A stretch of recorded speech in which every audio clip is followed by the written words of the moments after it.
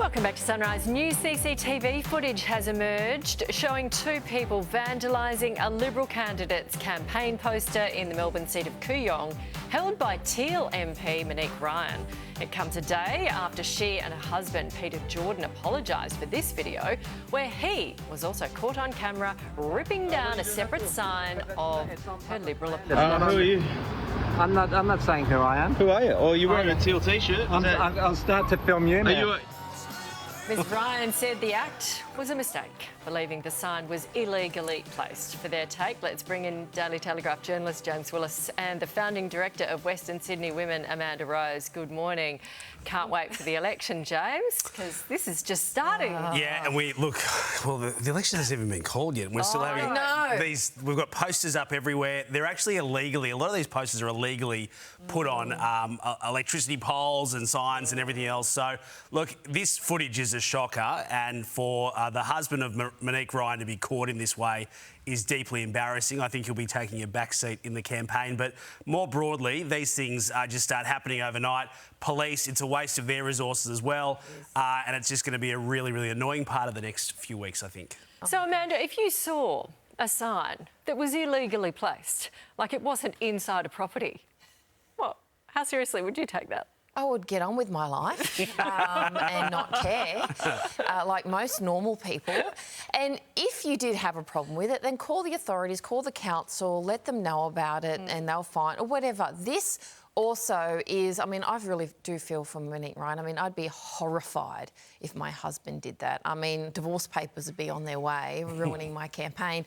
But this happens all the time, regardless of who, right? This is not just limited to... I think there's too much media attention on this one particular incident because I've been around on campaigns and, you know, he should learn from the unions because they come in the middle of the night and rip it off the night before election day.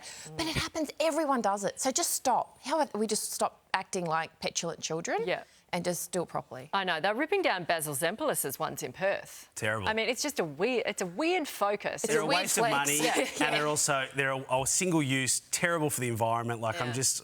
Seriously, can we go without the signs next time? People actually also make their decision usually on the day as well. A lot do. Yeah, a lot do. So you're better off getting the volunteers to speak to people as they're lining up before they're voting. Yeah. Just stay calm, people.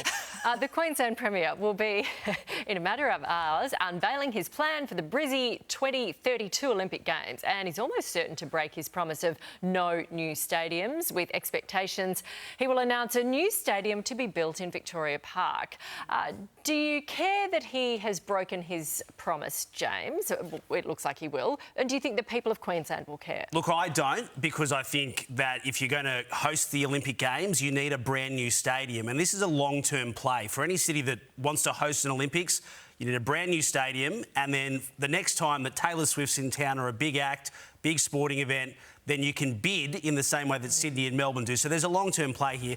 The problem for Chris Foley is that he foolishly said in opposition, no new stadiums, when an independent panel was always going to say, well, no, you need one to host the game. So he's going to have to twist and turn here, and ultimately Brisbane will get a new stadium, but he was pretty short-sighted to be saying that in opposition, I think. Yeah, do you think, Amanda, he will regret that? I mean, or do you think people think that most politicians break promises and they'll just forget this? Isn't that a shocking standard? I know. That we just know they're going to break a promise? I just would like something refreshing in the sense of, you know, when I was running, this is the circumstance and this is why I said that.